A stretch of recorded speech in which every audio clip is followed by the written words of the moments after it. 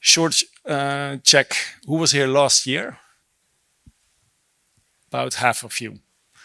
I think if you ask me, and I'm sure that the answer will be the same for many people, the most emotional moment was an interview from a patient advocate that's no longer with us.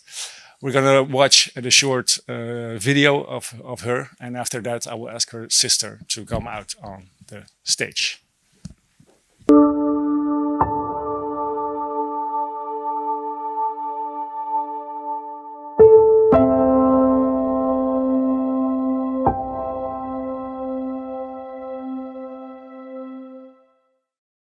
I think that the fact that I was a patient advocate helped me so much at the moment that I was diagnosed with cancer and I became the patient, because I learned a lot through all these years speaking with other patient advocates and with doctors and researchers. So I learned so many things.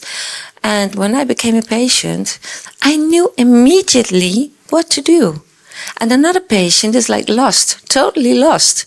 Where am I going? What are they saying to me? Because at the moment that they tell you that you have cancer, you look, my mother was with me, and the doctor said to me, yeah, it doesn't seem really good.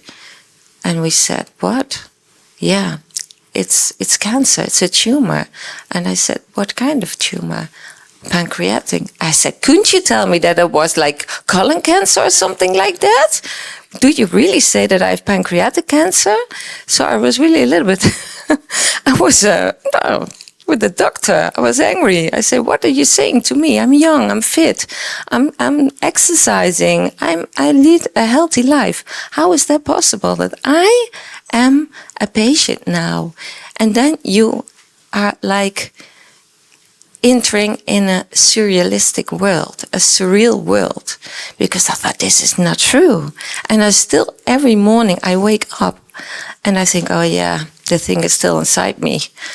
Then I think, what a situation. I don't want to be in this situation. But there were so many people before me that were in the same situation.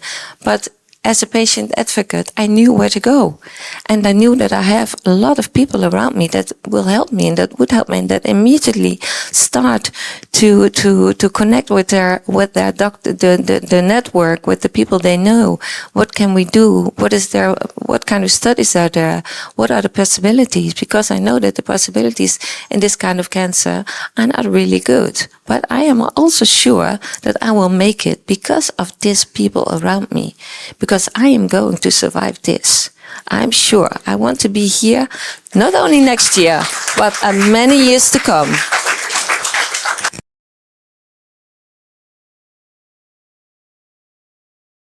Well, you are already so meaningful to me. Yeah, really, I cannot add anything to it. But about what we say about yesterday with Mao and his seek-in anti-cancer, early cancer detection, that is so important because also I gave my blood samples to Mao. When I was diagnosed, I already said in March, when they did not know what was wrong with me, I already said to Peter, I want to give my blood to Mao because I know something is not good. Something's not right. And my doctor said, yeah, but you're not losing weight. You are too young. What are you afraid of? But I knew deep inside of me that something wasn't good. And, well, when I was diagnosed with cancer, the first thing we said before I start with chemo, I give my blood to Mao. And there were doctors before that did not believe that Mao was capable of detecting in the, I think the protein in the blood, the type of cancer. But like after two blood samples, after the first, before the first and the second chemo, he saw in my blood that it was pancreatic cancer. So I really should have done the blood test before. This we have to make possible for all patients because it's not expensive at all, and we want to know what's wrong with us. When you feel some pain, or when you think deep inside of you, because you know, although the doctor is saying no, nothing's wrong with you, you know deep inside of you that something is not good. So if it would be possible to ask for such a blood test, such a simple blood test, we could really do much more for the patient, and take care that the cancer would be really much earlier detected, and then the outcome would be much better, much better than it is now. So that's important. I hope that we can go further with this project of MAO, and we have to be able to give this to all people.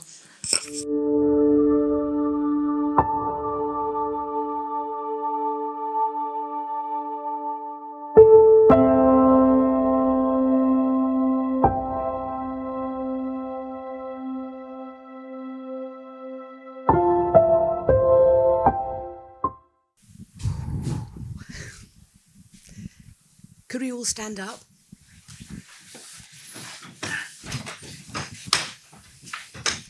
We are inspired to live because part of our story is that there are many people we've lost. Sorry. But we have to be inspired to live in their memory. When I said to Nicole's sister after the video, how about a minute's silence?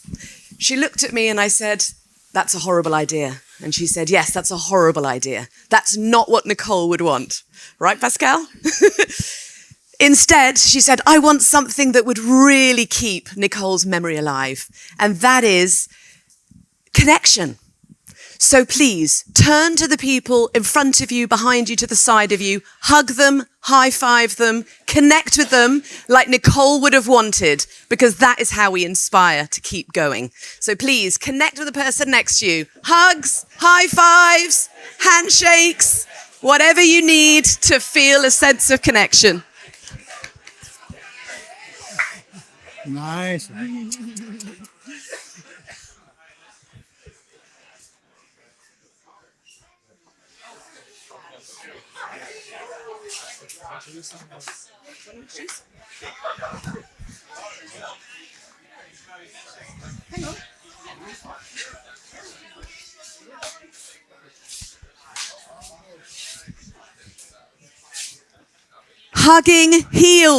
Hugging heals, doesn't it? If you're a hugger, keep on hugging. And if you don't hug, then be with people who know how to hug.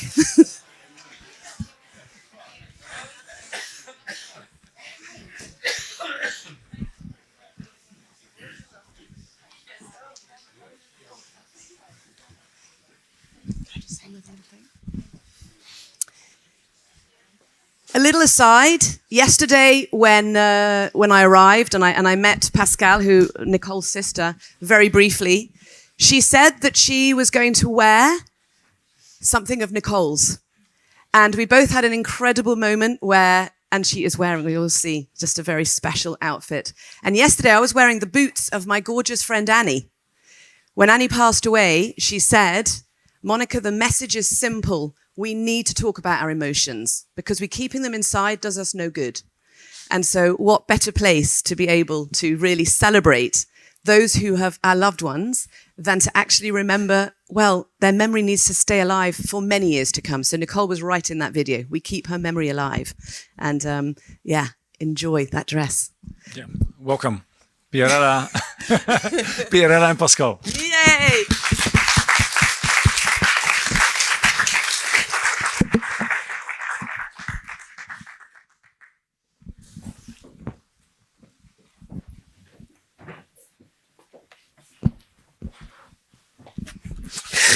This is incredible.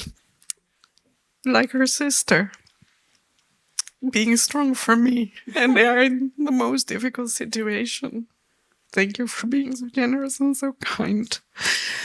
So for those of you who were there last year, you realize that was my version of being strong during the interview. I was trying to be strong as I was trying to be strong today, because we wanted to stay in the belief. We were there. You saw her eyes. You saw her fearlessness. She was beautiful. But there was something looming, of course. The outcomes of pancreatic cancer speak for themselves. So I remember, for me, even when Nicole was taking care of me, I was being strong on stage for her. And when the interview finished, I walked outside and completely lost it. And I heard someone sniffling behind me. And that was Nicole's little sister. And we embraced each other. And we looked at each other and we said, we're gonna believe till the end she's going to make it. And I have only one thing to say, that the strength of the Van Leeuwen sister, Pascal and Nicole, who took me in when we started at Inspired to Live, we lost our doubt of the same.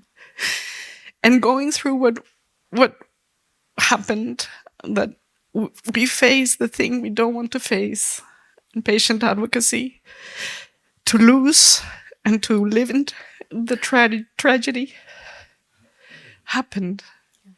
And we miss her so terribly much. And you are going to tell it like nobody else, but you stood there, Pascal, with such a force and such a strength and in such a beautiful way, that the only thing I want to say, that we should all have a little sister like Pascal van Leeuwen.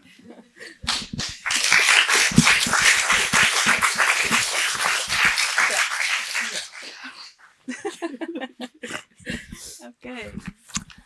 Dear all, this is about Nicole, you heard. I thought, she should be here today. Like last year, you interviewing her. She should not on that wall of remembrance, and she should not among the 1 to 5% of patients who survive pancreatic cancer. That's what she believed in, and I do. But things turned out differently. Today, here, she surrounds me. Monica told so. I'm wearing her jacket. And also, I feel her around me on other days. When I'm in the garden, there's always a white butterfly on off where I'm somewhere else. So during 2022, Nicole thought she was having some stomach problems.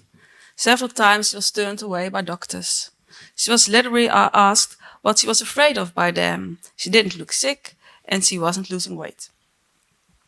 Diagnosis followed on July the 6th, 2023, after we insisted on a scan, pancreatic cancer.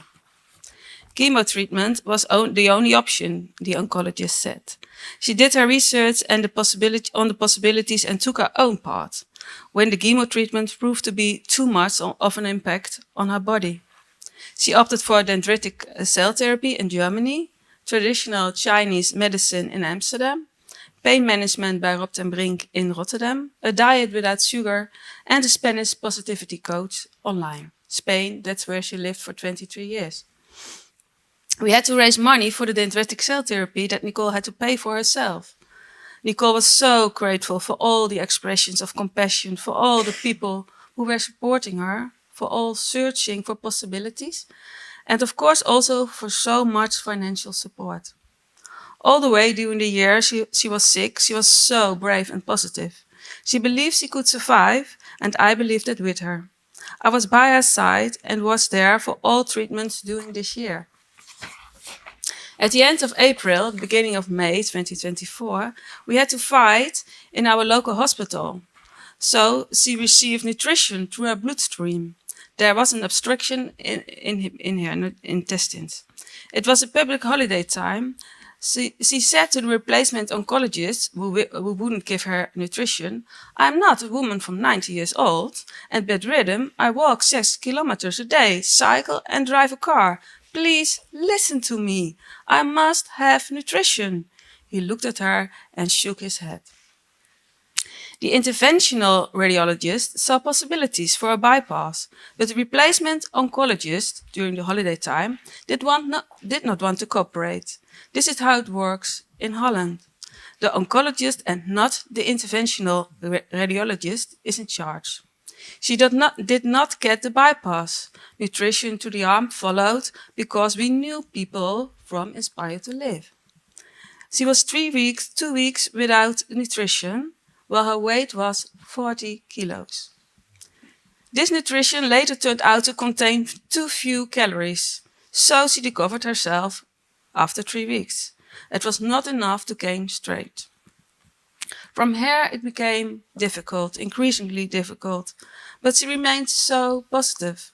She saw a lot of people during 5 weeks, but she didn't say goodbye to anyone. She planned new appointments in her agenda, and the home arts, the GP, kept saying she was amazed by her strength. On June the 14th, she passed away, almost a year after diagnosis. Living so long, being diagnosed with pancreatic cancer, and certainly so long after the start of symptoms, certainly May 2022, seems to be quite exceptional. So she did something very well. I'm convinced that her mindset and her treatment path have taken her far. And I'm also convinced that it could have taken her even farther if she had been listened to in her own hospital further. That is why I continue to fight for her. I have a conversation with her oncologist next week. It's too late for Nicole, but perhaps not for all the other patients. They must be listened to. And so Inspire to Live said, if about us, not without us. Listen to us. Thank you so much for everything you did for her during her illness and for all the expressions of sympathy since her passing. Thank you. Inspire to Live, you all, were very important to her. Keep up that good work. For Inspire to Live, remember her and all the others we miss. And I wear something for Nicole, and I give something back what Nicole was to Pierrella. It's for everybody from Inspired to Live. Thank you so much. Symbolic. Ilona and Peter.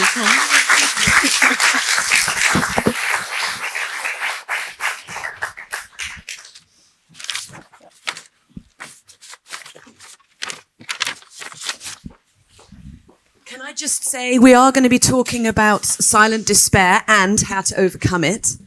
And one of the things, because I've been in silent despair. Anyone else in this room been in silent despair? And we don't even know what it is fully yet, but we will. But we also want to know how to come out of it. And my GP said to me, Monica, I am going to prescribe walking. Walking is what I prescribe. You come back to me in 2 weeks' time. If you still want antidepressants, I will give them. But start with walking. And so I thought it was very touching that Pierrella walked out because she was so nervous, walked into the room with Nicole, and symbolically, she walked into today's room with Pascal. So walking, I think we all need to remember, walking is also very powerful. So thank you, wonderful lady. Thank you very much.